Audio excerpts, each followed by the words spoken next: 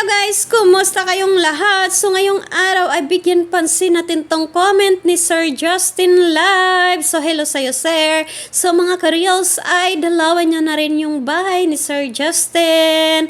So ano yun? Di naman pinapakita kung ano yun. Labo naman magturo. Nasa likod niya. Di makita.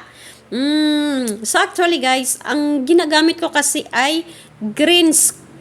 Okay, so pwede nyo po itong subukan. Nasa Reels rin po ito, okay? So, ganito po talaga ang green screen guys, no? Nasa likod yung mga nakasulat. Ang tao ay nasa harap. O, ganyan, o. Diba? Nasa harap ako.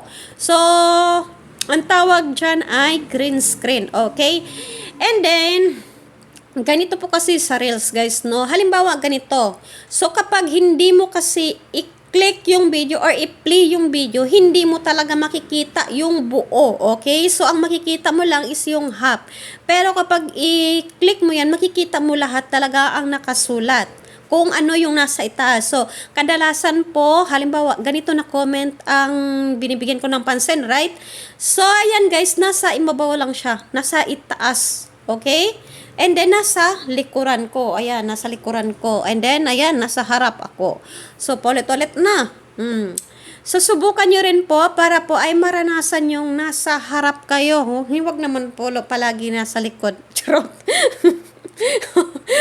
So, yan lang sir, no? So, subukan mo rin po gamitin ang green screen ni Facebook sa Reels. So, malaking tulong rin yan po. Lalo na kapag may matagap kang notification or yung star.